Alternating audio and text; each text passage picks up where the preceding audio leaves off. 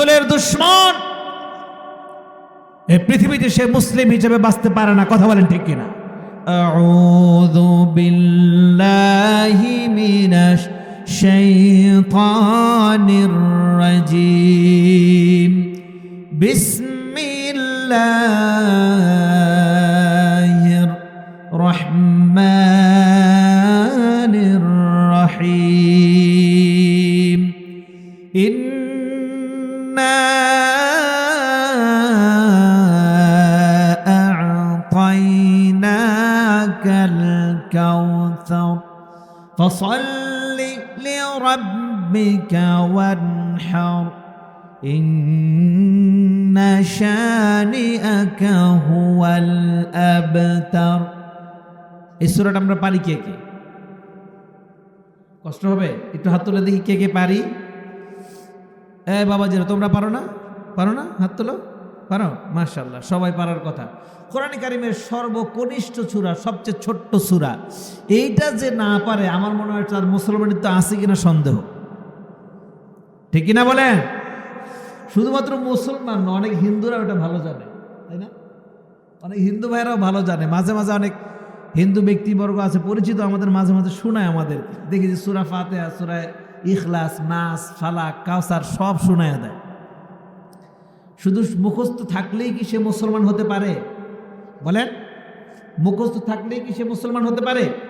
মুসলমান হতে পারে না।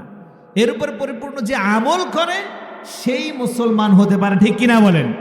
আজকে আমরা এই সূরাটা শুনবো ইনশাআল্লাহ, এবং এই সূরা আল্লাহ পাক কি বলেছেন, আল্লাহ পাকের উদ্দেশ্য কি, এটা নাজিলের কারণ কি, এবং এটা কেন নাজিল করেছেন, বিস্তারিত আলোচনা আমরা সংক্ষেপে করার চেষ্টা করব। আল্লাহ পাক যেন তৌফিক দান করেন।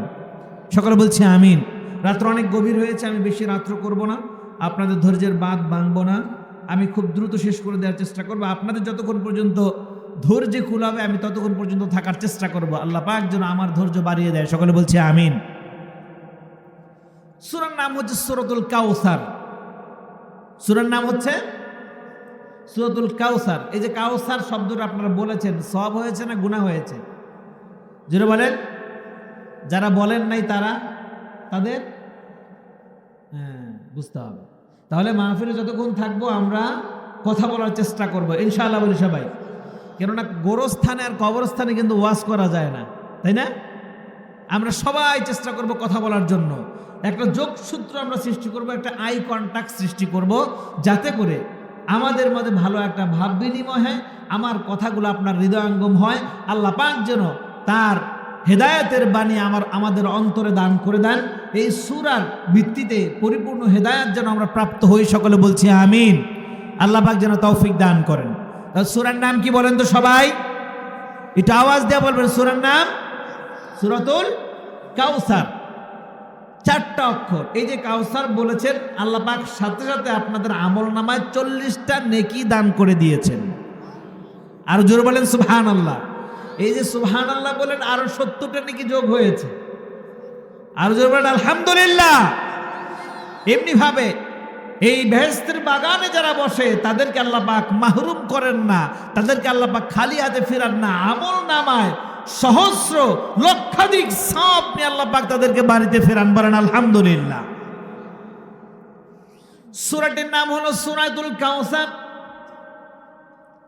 সূরাটির নামকরণ করা হয়েছে সূরার শুরুতেই যে আয়াতে কারিমা রয়েছে, ইন্না আ'তাইনাকাল কাউসার। আয়াতে কারিমার শুরুতেই আল্লাহ রাব্বুল আলামিন এই শব্দটা ব্যবহার করেছেন, এখান থেকে সূরাটির নামকরণ করা হয়েছে। বলেন আলহামদুলিল্লাহ। সূরাটা আয়াত হলো 3টা। কয়টা? জোরে বলেন। 3টা আয়াত।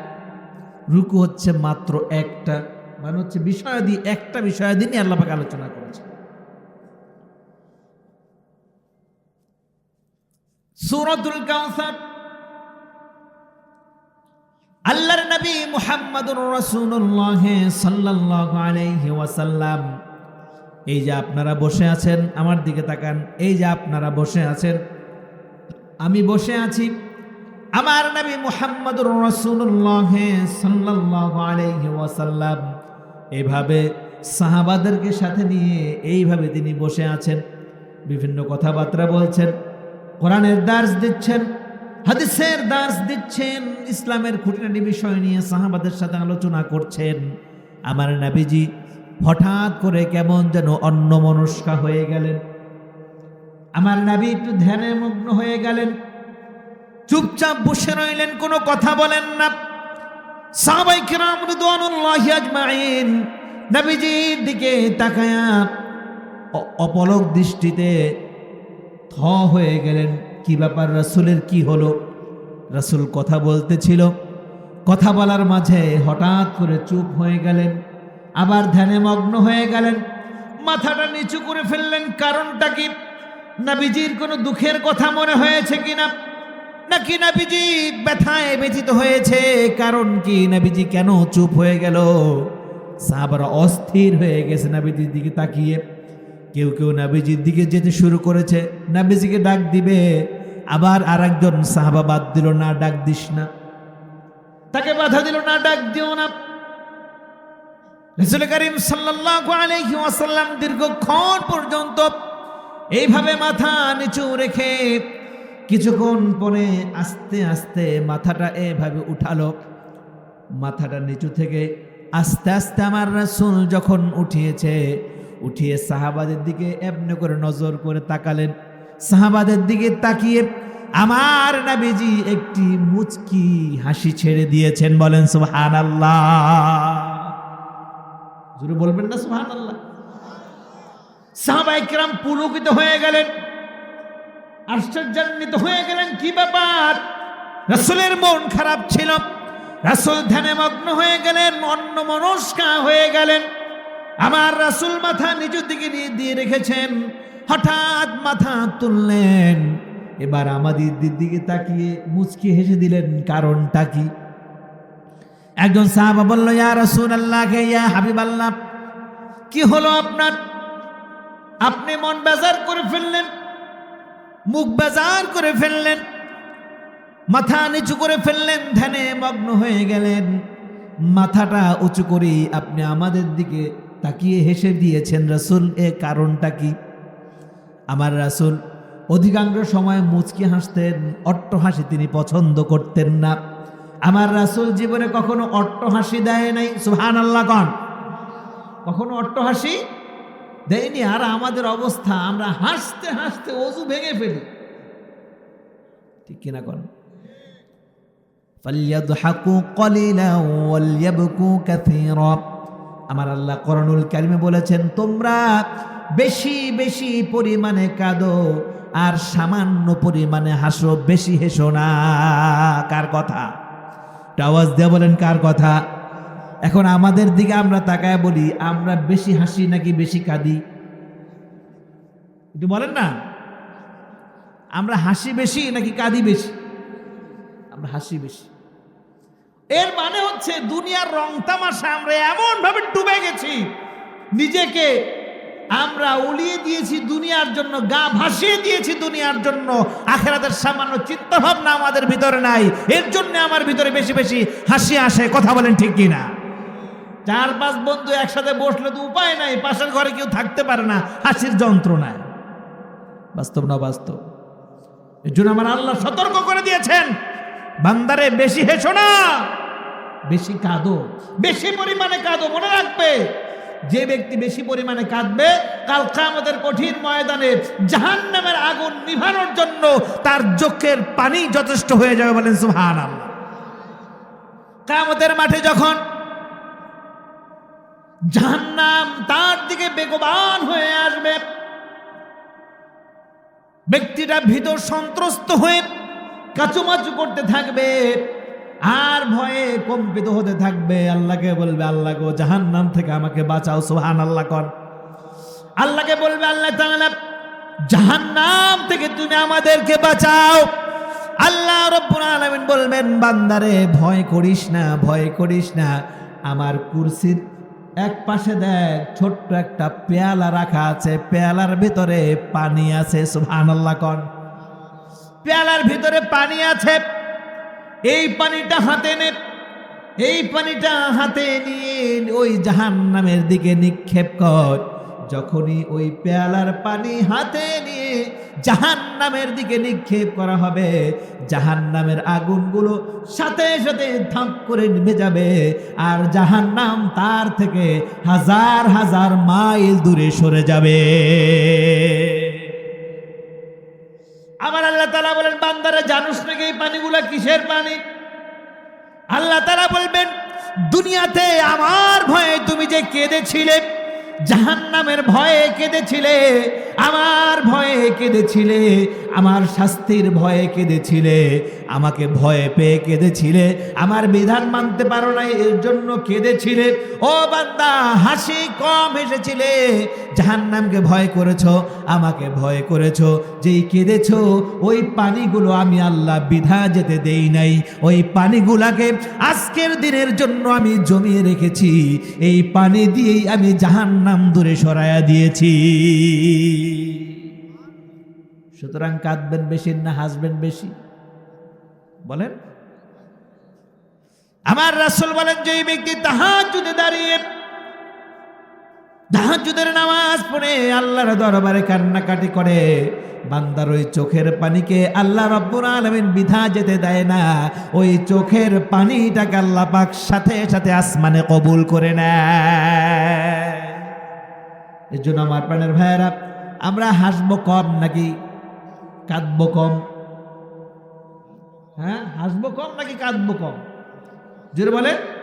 একটা হচ্ছে ব্যথায় কাঁদা, বাবা মা মরে গেছে এর জন্য কাঁদা, বা সম্পদ হারিয়ে গেছে এর জন্য কাঁদা, অসুস্থ হয়ে গেছেন এর জন্য কাঁদা, আর একটা হচ্ছে আল্লাহর ভয়ে কাঁদা। দুইটা দুই জিনিস।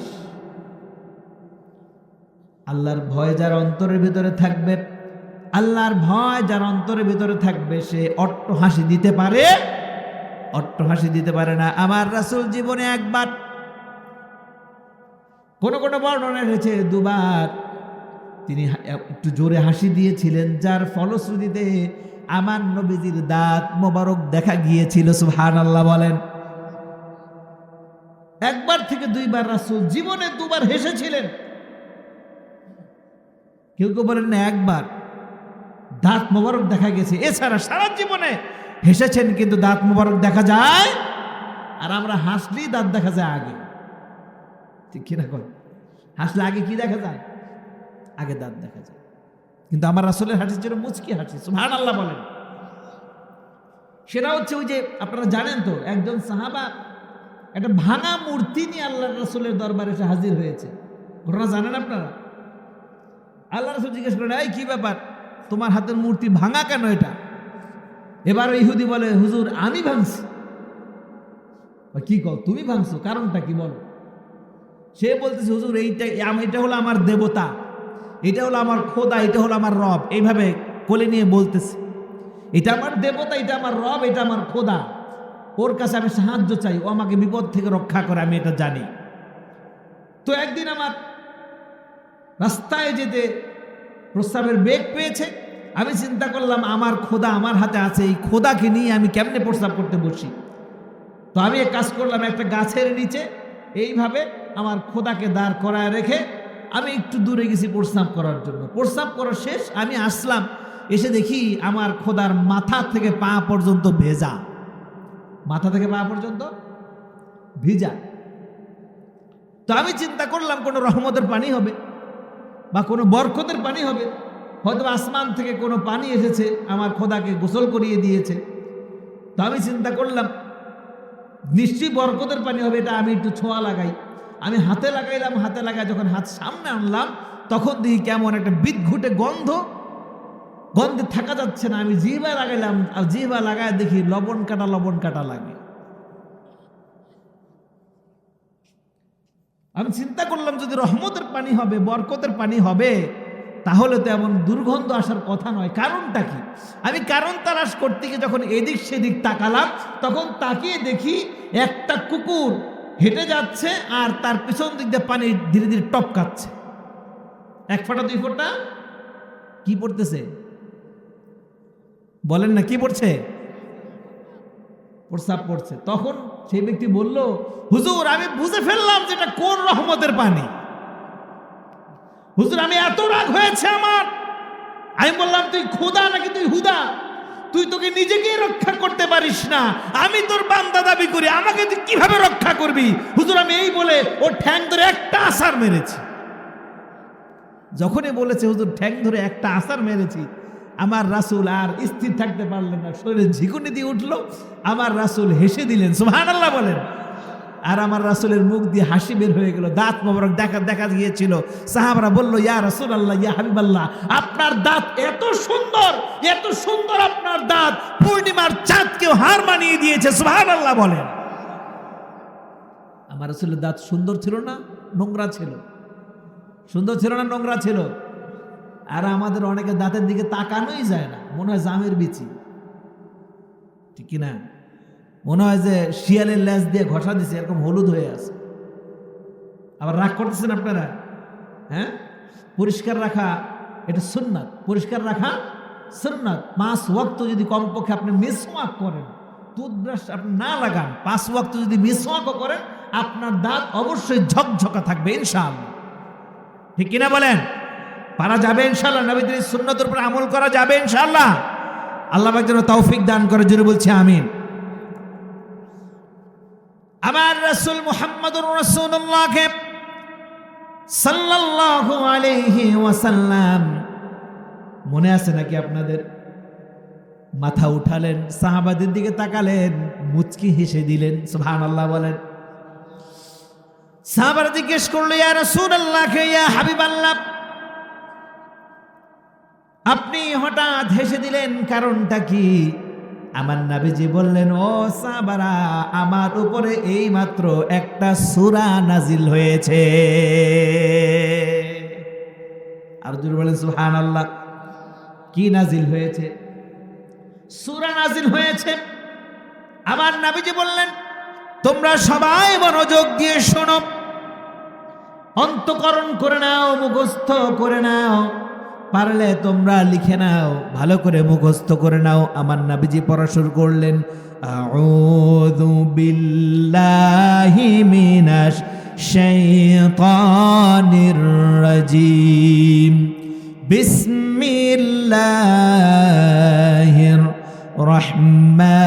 রহমানির রহিম, ইন্না আ'তাইনাকাল কাউসার ফাসাল্লি লিরাব্বিকা ওয়ানহার, ইন্না শানিআকা হুয়াল আবতার। আল্লাহু আকবার বলেন।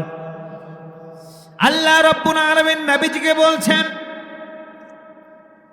ইন্না, নিশ্চয়, আ'তাইনাকা, হে রাসূল আমি আপনাকে দান করেছি কাউসার, আমি আপনাকে কাউসার নামক নিয়ামত দান করেছি। বলেন সুবহানাল্লাহ।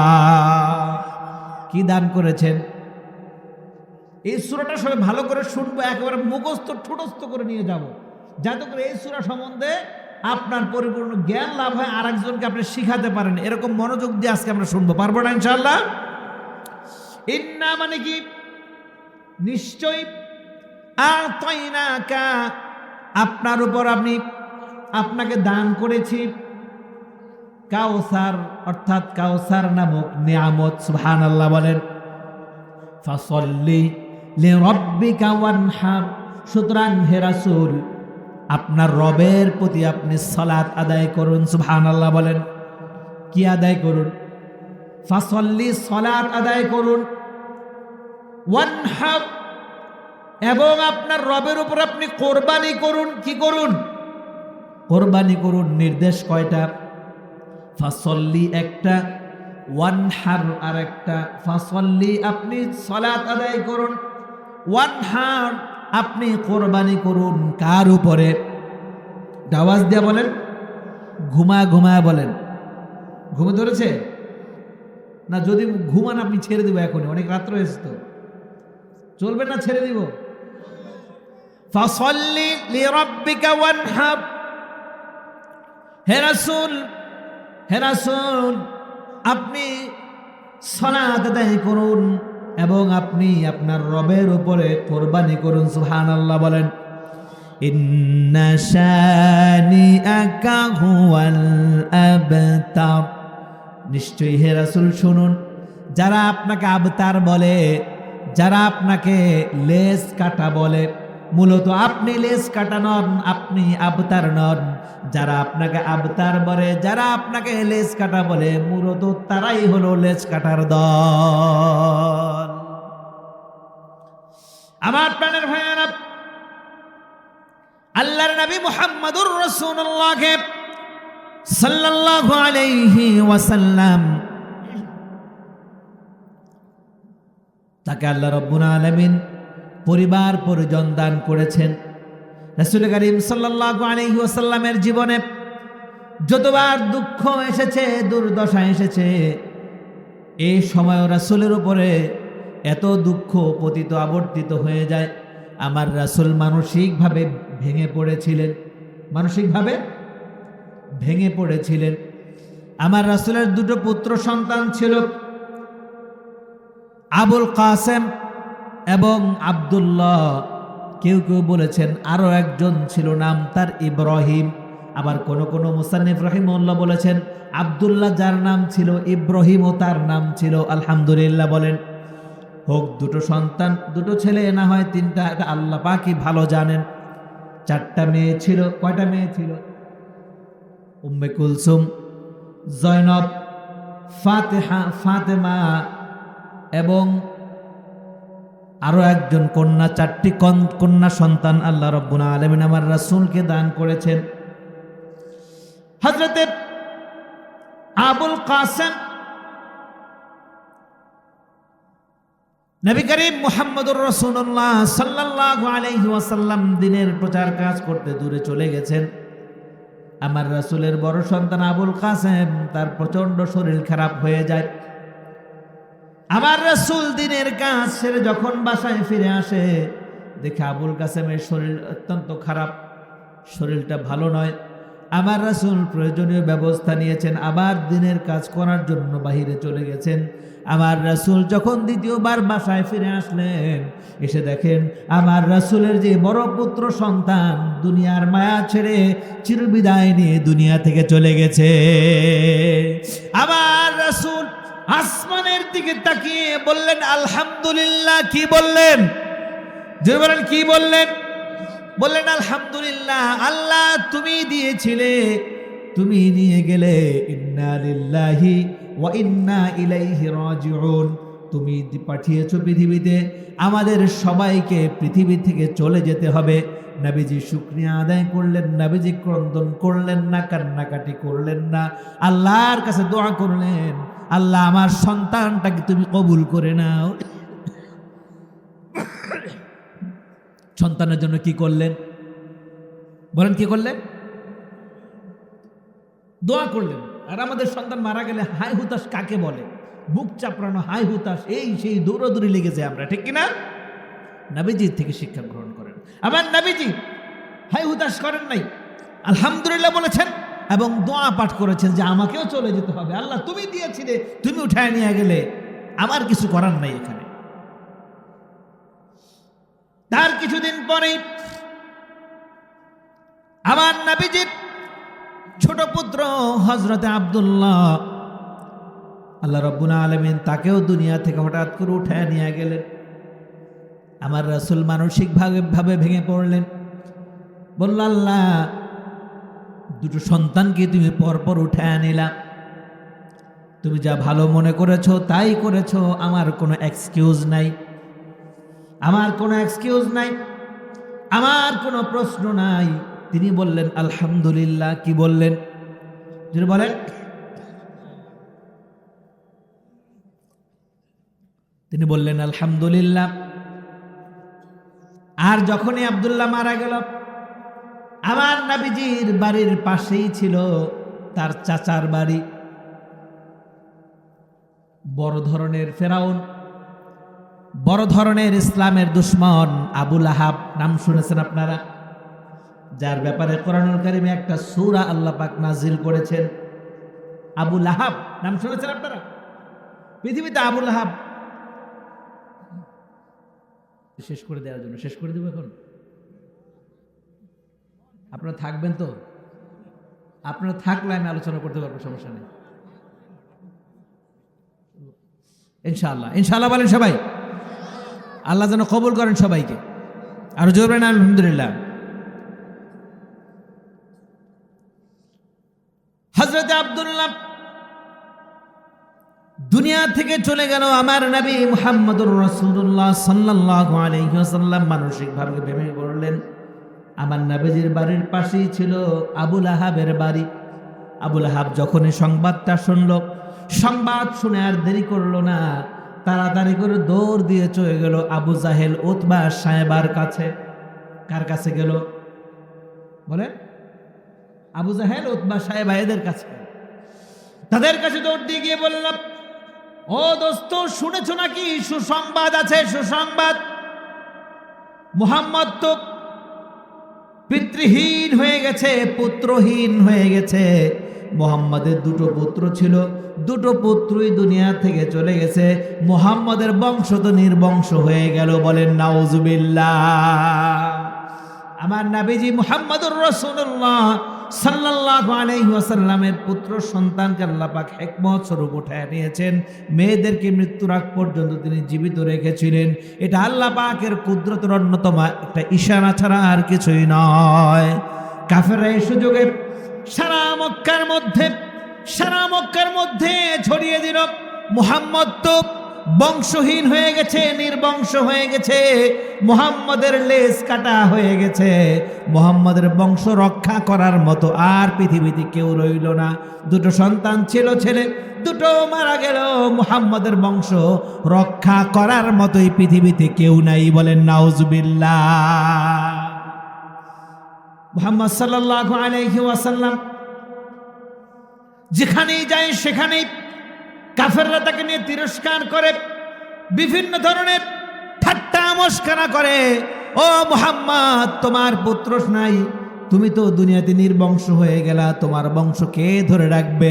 তুমি লেজ কাটা, তোমাকে আমরা এক হয়ে করে দিলাম। এই সমাজে তুমি আমাদের সাথে থাকতে পারবে না, তোমার কোনো উত্তরসূরি পৃথিবীতে নাই। এর জন্য বলেন নাউজুবিল্লাহ। আমার আল্লাহ রাব্বুল আলামিন বলেন, না না না, আমার মুহাম্মদ নির্বংশ হয় নাই, আমার মুহাম্মদ লেজ কাটা নয়।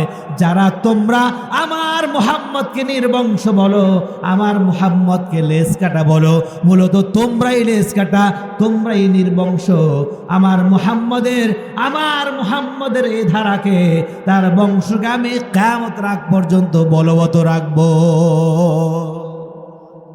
আপনারা চিন্তা করে দেখুন, আমার রাসূল সাল্লাল্লাহু আলাইহি ওয়াসাল্লামের নাম নেওয়ার মতো লোক আছে না নাই? দুইবার আছে না নাই? শুধুমাত্র নাই এটা নয়, আমার রাসূলের জন্য কলিজা কেটে দিবে, গর্দান কেটে দিবে। লক্ষ লক্ষ মিলিয়ন ট্রিলিয়ন যুবকদেরকে আল্লাহ পাক দুনিয়াতে প্রস্তুত করে রেখেছেন। কথা বলেন ঠিক কিনা? চিল্লা বলেন ঠিক কিনা? আর বিশ্ববাসী কাফেররা শতবার চেয়েছে মুহাম্মদুর রাসূলুল্লাহ সাল্লাল্লাহু আলাইহি ওয়াসাল্লামের নামটা মুছে দেওয়ার জন্য। আমার আল্লাহ চেয়েছেন, না না না, মুহাম্মদের নাম মুছবে না, আমি মুহাম্মদের নাম সর্বোত্তুঙ্গে উঠায় দেব, সর্বোচ্চ উঠায় দেব। বিশ্ববাসী যেখানেই মুহাম্মদ সাল্লাল্লাহু আলাইহি ওয়াসাল্লামকে ছোট করতে চেয়েছে, আল্লাহ পাক সেখানেই আন্দোলনের ঝড় উঠিয়ে সারা বিশ্বব্যাপী মুহাম্মদ সাল্লাল্লাহু আলাইহি ওয়াসাল্লামের নামটাকে আল্লাহ পাক উঁচু করে দিয়েছে। কথা বলেন ঠিক কিনা? ফ্রান্সে আমার রাসূলকে নিয়ে ব্যঙ্গ করা হলো, আমার রাসূলকে বলা হলো রুটলেস, আমার রাসূলকে বলা হলো জঙ্গি, আমার রাসূলের নামে উল্টাপাল্টা কথা প্রচার করলো, ব্যঙ্গচিত্র প্রচার করলো।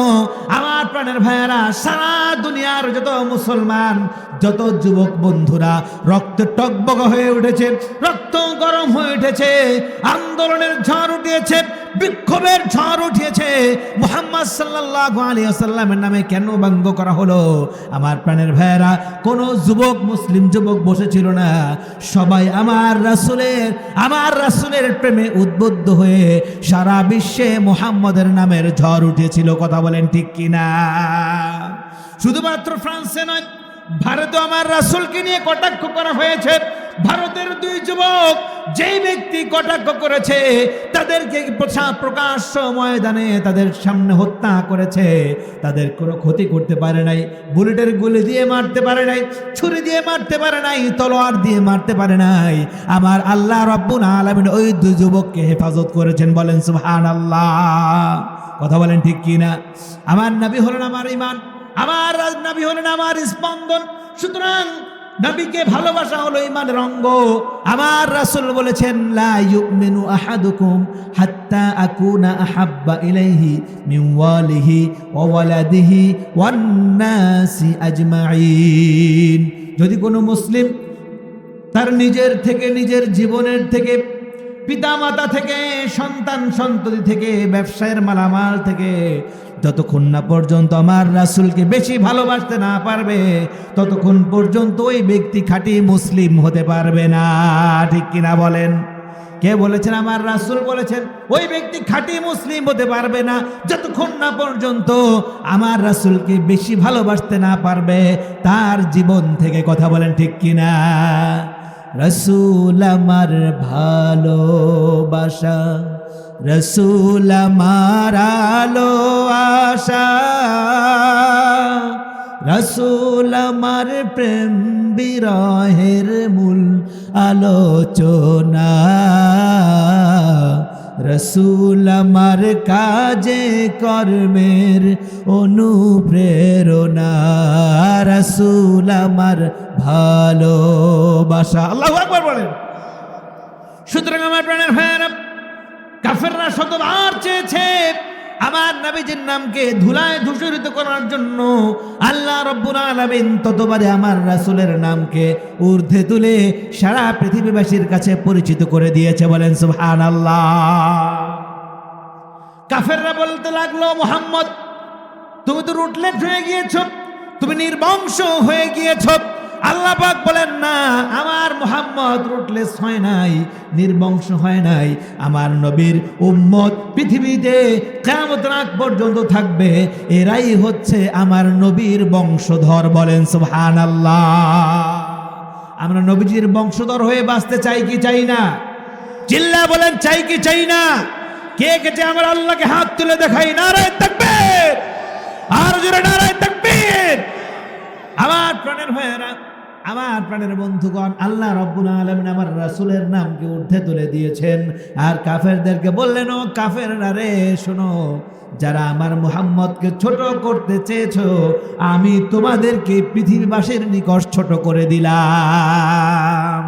আবু জাহেলের নাম কেউ নেয়? যারা বলেন, উতবা সাইবার নাম কেউ নেয়, আবুল আহাবের নাম কেউ নেয়, বরঞ্চ ওদের বংশ নির্বংশ হয়ে গেছে। ওদের নাম শ্রদ্ধার সাথে নেওয়ার মতো কোনো মানুষ বেঁচে নাই। আবুল আহাবের নামে আল্লাহ সূরা নাজিল করেছেন, তাব্বাত ইয়াদা আবি লাহাবিন ওয়া তাব। আবুল আহাবের হাত ধ্বংস হোক, ওর পত্নী ধ্বংস হোক, স্ত্রী ধ্বংস হোক, তার গলায় জাহান্নামের রশি লাগবে। নাউজুবিল্লাহ বলেন। আল্লাহ রাব্বুল আলামিন অভিসম্পাত করে সূরা নাজিল করেছেন আবুল আহাবের ব্যাপারে। কেননা আবুল আহাব আমার নবীজিকে সব চাইতে বেশি কষ্ট দিয়েছেন। সেই মক্কার যুগে তার চেয়ে বেশি কষ্ট কেউ দেয় নাই। আমার নবী ঘরে বসে রয়েছেন, আবুল আহাবের স্ত্রী ঘর থেকে যত পচা এবং যত প্রকারের উষ্টা বিভিন্ন উচ্ছিষ্ট আছে, তরকারি কাটা কোটা সহকারে পচা যত ভাত টাত ছিল, এগুলো প্রতিদিন সকালে ছাদের উপর উঠে আমার নবীজির ঘরের দিকে ঢিলা মারতো। বলেন নাউজুবিল্লাহ। আমার নবীজি ঘরে ঘুমাতো, ঘরের সামনে গরুর গোবর এসে রেখে দিত, আমার নবীর সামনে বিভিন্ন মরা জন্তু এসে রেখে দিত, যাতে করে আমার নবীজি স্বস্তিতে ঘুমাতে না পারেন। বলেন নাউজুবিল্লাহ। আবু জাহেল ভীষণভাবে কষ্ট দিয়েছে, তার স্ত্রী কষ্ট দিয়েছে।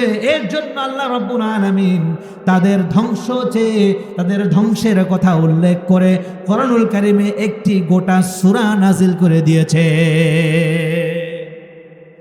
আমার নবীজিকে আল্লাহ রাব্বুল আলামিন সুসংবাদ দিলেন, হে রাসূল, আপনাকে আমি নিয়ামত দান করেছি। বলেন সুবহানাল্লাহ। আপনাকে আমি নিয়ামত দান করলাম, এই নিয়ামতের নাম হলো কাউসার। কি নাম? জোরের নাম কি? নাম হলো কাউসার। মুফাসসিরিনে বলেন, কেরাম বলেন, কাউসার বেশ কয়েকটা জিনিসের নাম হতে পারে। কাউসার নামক জান্নাতের ভিতরে একটা ঝর্ণা থাকবে, যেই ঝর্ণার ভিতরে জান্নাতীরা গোসল করবে। গোসল করলেই পূর্বের শরীর তার যেমন ছিল টকবগে তরু তাজা হয়ে সেখান থেকে ফিরে আসবে, এমন একটা ঝর্ণা। ওই ঝর্ণার নাম হলো কাউসার। বলেন সুবহানাল্লাহ। কাউসার হলো একটা নিয়ামতের নাম। হে রাসূল, আপনার উপরে পৃথিবীতে আমি যত নিয়ামত দান করেছি সব কিছুকে একত্র করে মুফাসসিরিনে কেরাম বলেন আল্লাহ রাব্বুল আলামিন এগুলোকে বলেছেন কাউসার। কি বলেছেন? এগুলোকে বলেছেন কাউসার। সর্বোপরি মুসান্নিফ রাহিমাহুল্লাহ তাফসীরের ভিতরে বর্ণনা করেন আল্লাহ রাব্বুল আলামিন কিয়ামতের মাঠে আল্লাহর নবীকে একটা নহর দান করবেন। সেই নহরের নাম হলো হাউজে কাউসার। সেই নহরের নাম কি? হাউজে কাউসার। আমাদেরকে অনেকে প্রশ্ন করে, হুজুর হাউজে কাউসার এখন কোথায় আছে? সারা দুনিয়া চষে বেড়ালেও হাউজে কাউসার খুঁজে পাওয়া যাবে না। তাহলে হাউজে কাউসার কোথায় আছে? এটা কোথায় অবস্থিত হবে? মুফাসসিরিনে কিরাম বলেন এই হাউজে কাউসার দুনিয়াতেই আল্লাহ রাব্বুল আলামিন দান করবেন। কোথায় দান করবেন? দুনিয়াতেই হাউজে কাউসার দান করবেন। মধ্যপ্রাচ্যের দিকে আমরা মুফাসসিরিনে কিরামদের বিভিন্ন রিওয়ায়াত পড়লাম, বর্ণনাকারীদের বিভিন্ন রিওয়ায়াত পড়লাম, বিভিন্ন লেখনী পড়লাম। সর্বশেষ আমরা প্রতীয়মান হলাম মধ্যপ্রাচ্যে একটা সাগর আছে, লোহিত সাগর। নাম কি? জোরবার নাম কি? অনেকের ধারণা এই যে লোহিত সাগর, এই লোহিত সাগরের পানিগুলো সম্পূর্ণ কিয়ামতের আগে শুকিয়ে যাবে, শুকিয়ে একেবারে চৌচির হয়ে যাবে। আল্লাহ রাব্বুল আলামিন এই লোহিত সাগরের তলদেশ থেকে নিয়ে শুরু করে উপর পর্যন্ত প্রত্যেকটা ধার স্বর্ণ দিয়ে তিনি সুন্দর করে প্রলেপ করবেন, সুন্দর করে এটাকে মসৃণ করে বানাবেন। এর ভিতরে যেই পানি উদান করবেন এইটাই হবে হাউজে কাউসার। বলেন সুবহানাল্লাহ। তাহলে এখন হাউজে কাউসার কোথায় আছে? আসমানের নিচে দুটো জায়গা আছে, একটা হলো ইল্লিন আর একটা হলো সিজ্জিন। মুফাসসিরিনে কেরাম বলেন ইল্লিন হলো জান্নাতি পরিবেশ, জান্নাতীদের জায়গা, আর সিজ্জিন হলো জাহান্নামীদের জায়গা। যারা মারা যায় জাহান্নামীদের রূহ এখানে শাস্তি দেওয়া হয়। ইল্লিনের ভিতরে আল্লাহ রাব্বুল আলামিন এই হাউজে কাউসারকে সংরক্ষণ করে রেখেছেন। পৃথিবী যখন কিয়ামত হয়ে যাবে, চৌচির হয়ে যাবে, ভেঙে চুরে চুরমার হয়ে সব সমতল ভূমিতে পরিণত হয়ে যাবে, আল্লাহ রাব্বুল আলামিন ওই যেই জায়গায় লোহিত সাগর ছিল ওই লোহিত সাগরটাকে স্বর্ণ দিয়ে সুন্দর করে বাঁধিয়ে হীরা মুক্তা জহরত দিয়ে চমৎকার করে সাজিয়ে এইটার ভিতরে ওই হাউজে কাউসারের নহর তিনি দান করে দিবে। আমার রাসূল বলেন হাউজে কাউসার হলো এমন একটা পানি, যদি কোনো মানুষ জীবনে একবার হাউজে কাউসারের পানি খায়, পৃথিবীতে যতদিন সে বেঁচে থাকবে ততদিন পর্যন্ত তার ক্ষুধা লাগবে না, পিপাসাও লাগবে না, শরীর দুর্বল হবে না, চোখে ঝাপসাও দেখবে না, সে হৃষ্টপুষ্ট তরুতাজা থাকবে। এমন একটা পানি কেউ যদি একবার পান করে জীবনে তার কখনো ক্ষুধা লাগবে না, চোখের জ্যোতি কমবে না, শরীরের শক্তি কমবে না, শরীরের শক্তি শুধুমাত্র ধীরে ধীরে বৃদ্ধি পেতে থাকবে। বলেন সুবহানাল্লাহ।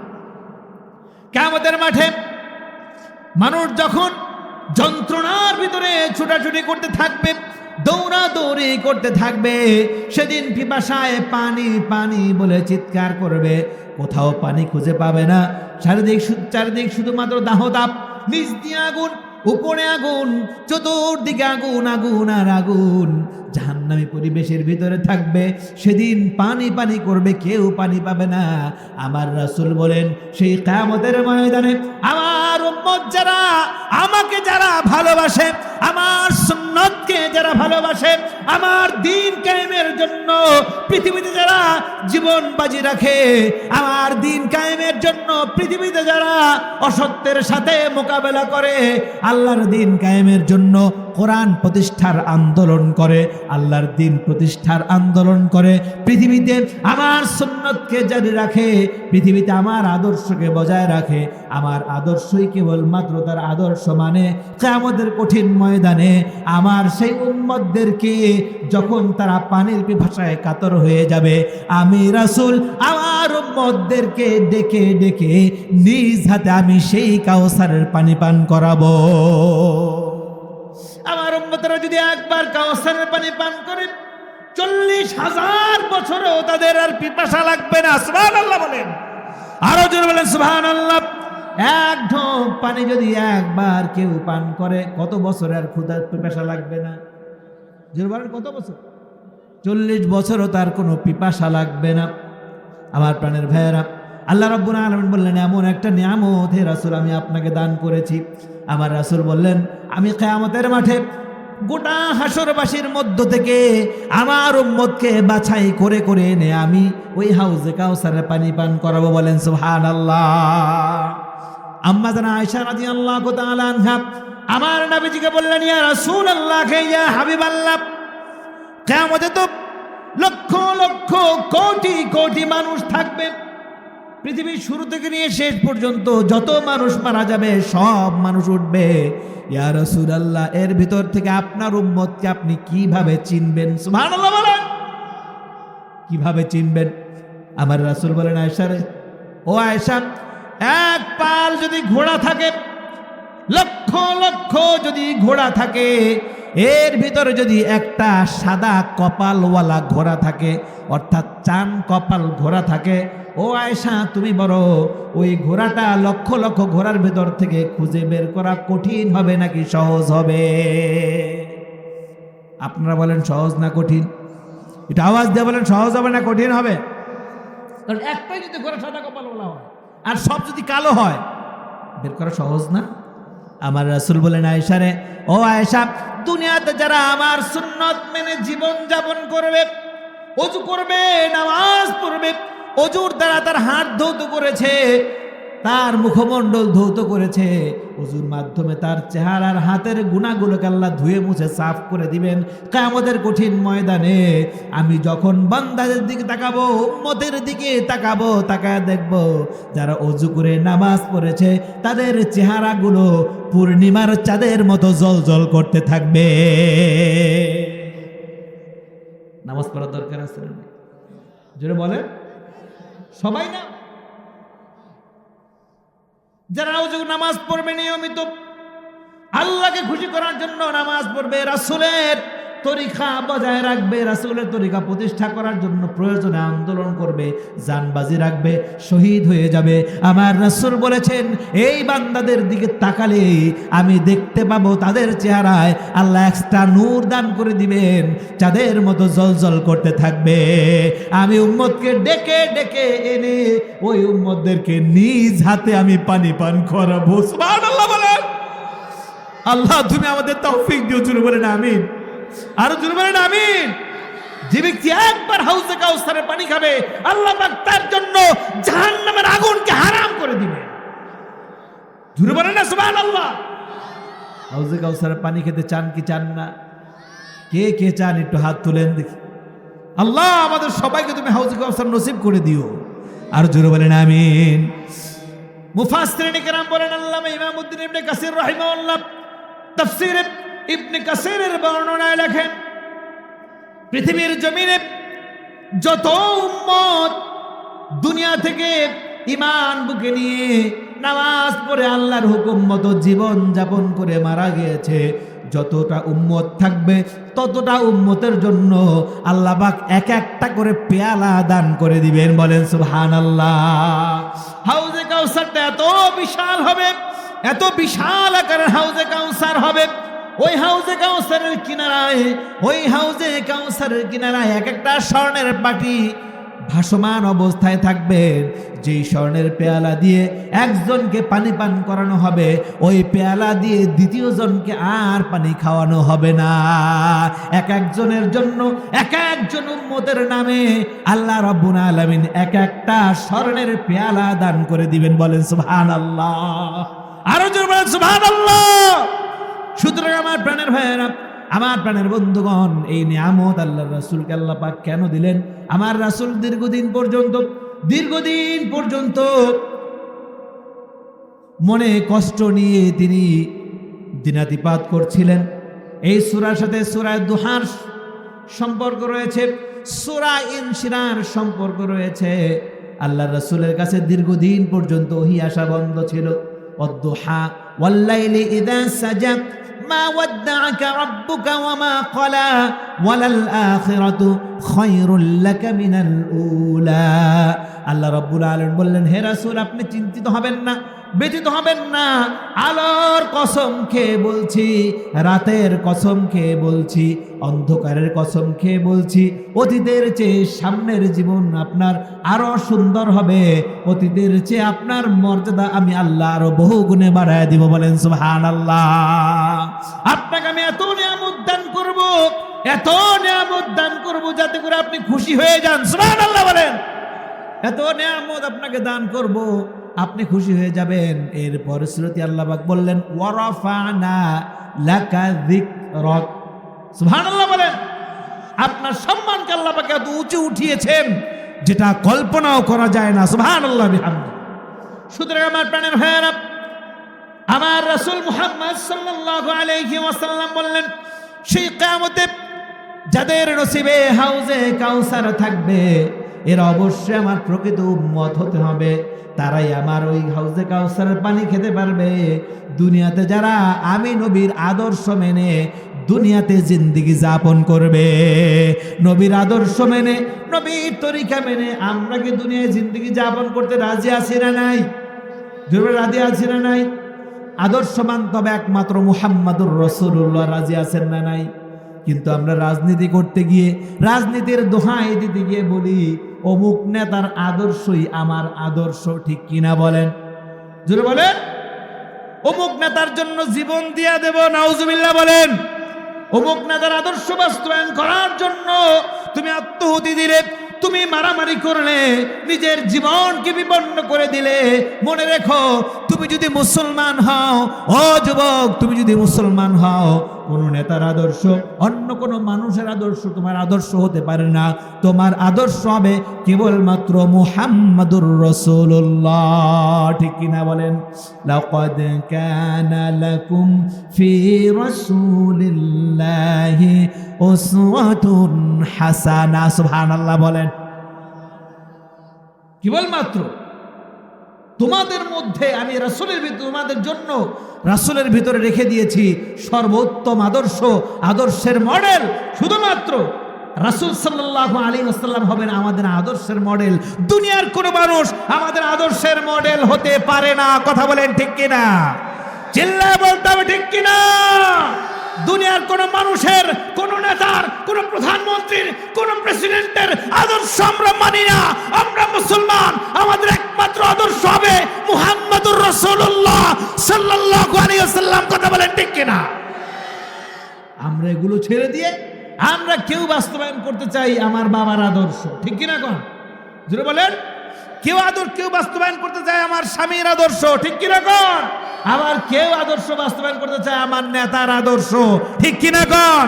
ও যুবক, ও বন্ধু, তুমি যদি মুসলমান হয়ে থাকো, তুমি যে দল করো না কেন, এগুলো পদদলিত করে, এগুলো তুচ্ছ করে দাও। তুমি যদি মুসলমান হও, তোমার একমাত্র আদর্শ হবে মুহাম্মাদুর রাসূলুল্লাহ। এটা যদি মানতে না পারো, মনে রেখো তুমি কখনো মুসলিম হতে পারবা না। চিল্লায় বলেন ঠিক কিনা? আমার প্রাণের ভাইয়েরা, আমাদের একমাত্র আদর্শ, আমাদের একমাত্র প্রাণ পুরুষ, একমাত্র হৃদয়, একমাত্র ঈমান মুহাম্মাদুর রাসূলুল্লাহ সাল্লাল্লাহু আলাইহি ওয়াসাল্লাম। আমার প্রাণের ভাইয়েরা, অনেক আলোচনা করার ছিল, অনেক গভীর রাত হয়ে গেছে। আমার মনে হয় বেশি রাত্র না করাই ঠিক হবে। আপনারা যদিও চান, তারপরও আর বেশি বাড়া ঠিক হবে না। যদিও 12টা বেজে গিয়েছে, ফজরের নামাজ পড়তে হবে, আমরা এখনই শেষ করে দিব। যদি আল্লাহ পাক তৌফিকে রাখেন আর কখনো কুলায়, ইনশাআল্লাহ। শুধুমাত্র এক আয়াতের আলোচনা হয় নাই। এক আয়াতের আলোচনা করলেও কমপক্ষে 3-4 ঘন্টা, একেবারে সংক্ষেপ করলেও প্রয়োজন। আমি তো শুধুমাত্র কাউসার আলোচনা করেছি। এই কাউসার আলহামদুলিল্লাহ এত বিশাল, এর ভান্ডার এত বিশাল, পৃথিবীর সমস্ত বই পুস্তকগুলো এক করলে, সমস্ত খাতাগুলিকে একত্র করলে, লিখে লিখে শুধুমাত্র সূরা কাউসারের বর্ণনা শেষ করা যাবে না। সুবহানাল্লাহ বলে। আমরা যখন তাফসীর পড়েছি, আমাদের তাফসীর ক্লাসে শুধুমাত্র কাউসার, এই কাউসার শব্দটার তাফসীরে আমাদের 1 সপ্তাহ পর্যন্ত করেছে ক্লাসে, কিন্তু এরপর ওস্তাদ বলে বাবা মাফ করবা, আমি শেষ করতে পারলাম না। যদি এক শব্দ নিয়ে পড়ে থাকি তাহলে অন্য সূরায় যেতে পারবো না। আমরা বলেছে তোমরা একটু পড়ে নিও নিজেরা পারলে। আলহামদুলিল্লাহ, আল্লাহ পাক যেই নিয়ামত আমাদেরকে দান করেছেন কাউসার, এই নিয়ামত প্রাপ্ত যেন আমরা হতে পারি। সকলে বলেন আমিন, আর জোরে বলেন আমিন। কিয়ামতের মাঠে যারা কাউসার প্রাপ্ত হবে এরাই হবে জান্নাতি, এদের আর বিচার লাগবে না। সুবহানাল্লাহ কোন। কিয়ামতের মাঠে আমরা কাউসার চাই কি চাই না? চিল্লা বলেন কাউসার চাই কি চাই না? যারা নবীর দুশমন, নবীর আচরণ নিয়ে কথা বলে, নবীর আদর্শ নিয়ে উল্টাপাল্টা ব্যঙ্গ রচনা করে, নবীজিকে বিভিন্ন ধরনের তোহমত দেয়, এদের কপালে কখনো কাউসার নসিব হবে না। ঠিক কিনা বলেন? নবীজিকে আল্লাহ পাক এক্সট্রা যে নিয়ামত দান করেছেন সেটার নামই হলো কাউসার। আল্লাহ পাক আমাদের সকলকে কিয়ামতে কাউসার প্রাপ্ত করুন, কাউসার পান করে আমাদেরকে জান্নাতি হওয়ার তৌফিক দান করেন। জোরে বলেন আমিন।